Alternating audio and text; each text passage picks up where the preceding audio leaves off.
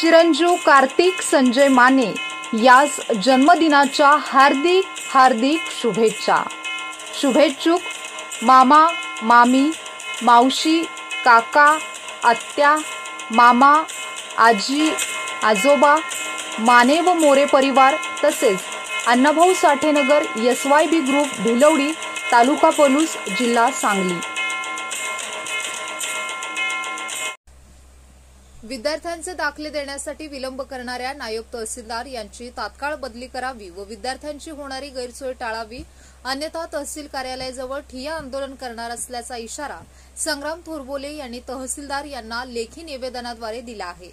गुरुवार दिनांक 15 फेब्रुवारी रोजी माहिती अधिकार पलूस तालुका उपाध्यक्ष व शेतकरी कामगार पक्ष सांगली जिल्हा युवक आघाडी उपाध्यक्ष संग्राम अनिल थोरबोले यांनी पलूसच्या तहसीलदार दीप्ती रिठे यांना पलूस येथील नायब तहसीलदार मनोहर पाटील हे विद्यार्थ्यांना आवश्यक असणारे जातीचे दाखले, डोमाशियल उत्पन्न दाखले देण्यास टाळाटाळ व कामामध्ये हलगर्जीपणा करीत असल्यामुळे वारंवार अनेक विद्यार्थ्यांना व पालकांना पलूस तहसील कार्यालयामध्ये हेलपाटे घालावे लागत आहेत।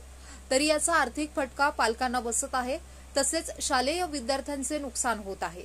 याबाबत विचारणा केली असता त्यांच्याकडून समाधानकारक उत्तरे दिली जात नाहीत। विद्यार्थ्यांचे जातीचे दाखले काढत असताना सन 1950 पूर्वीचे महसूल पुरावे मागत आहेत। तरी 50 वर्षापूर्वी भटकी विमुक्त जाती जमातीचे लोक उदरनिर्वाह करण्यासाठी एका ठिकाणाहून दुसऱ्या ठिकाणी स्थलांतर करीत होते, त्यामुळे त्यांचा महसूल पुरावा मिळणे अशक्य आहे। याबाबत माननीय तहसीलदार साहेब यांनी महसूल पुराव्यासंदर्भात शिथिलता आणावी व प्रलंबित असलेले जातीचे दाखले, डोमाशियल उत्पन्न दाखले तातडीने सोडण्यात यावेत व विद्यार्थी व पालकांची होणारी गैरसोय टाळावी, तसेच अशा कामचुकार अधिकाऱ्यांची पलूस तालुक्यातून बदली करावी, अन्यथा तहसील कार्यालयामध्ये ठिय्या आंदोलन घेण्यात येईल।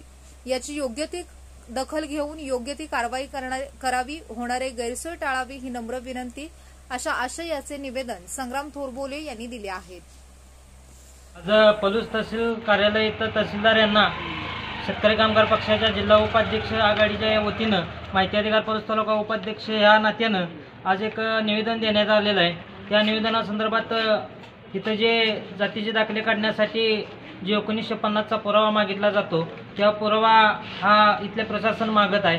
पण माझी असं विनंती आहे की जर 50 वर्षापूर्वी जर इथं लोक राहत असतील आणि भटकंती करत असतील तर त्यांच्याकडे कुठला महसूल पुरावा नसेल तर पुरावा द्यायचा कुठला, त्या अनुषंगाने इथं दाखले अडविले जातात। तसेच डोमेसिल असतील, तसेच कास्ट सर्टिफिकेट असेल, तसे उत्पन्न दाखले असतील, हे वारंवार 4 महिने झाले दाखले तटलेले आहेत। इथलं प्रशासन अजून जागा झाले नाही दाखले सोडण्यासाठी। विद्यार्थी असतील, पालक असतील, शाळेचे काय कॉलेजचं काम असेल ते इथं थांबलं गेलं आहे। वारंवार हेलपाटे करून दाखले मिळेना झालेत, लोक हात पसरते तरी इथं ते होईना झाले पुरवतात। माझी विनंती आहे तहसीलदार साहेबांना की ताबडतोब आपण नायब तहसीलदार जे आहेत त्यांची ताबडतोब इथनं पलूस तालुक्यातून बदली करण्यात यावी आणि एक कार्यसक्षम चांगला अधिकारी इथं देण्यात यावा आणि ह्या दाखल्याचा विषय जो आहे तो 4 दिवसात पूर्ण करण्यात यावा आणि जे विद्यार्थी असतील, पालक असतील, इतर लोक असतील त्यांना हेलपाटे मारण्याचं बंद करावं पलूस प्रशासनानं किंवा तहसीलदार यांनी सांगून त्यांच्या जबाबदारी निश्चित करून त्यांच्यावर योग्य ती कारवाई करावी।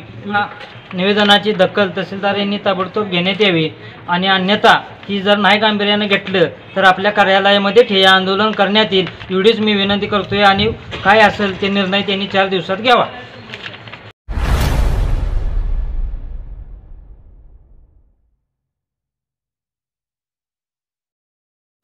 क्रांती सूर्य न्यूज, संपादक शशिकांत राजवंत। सबस्क्राइब करा,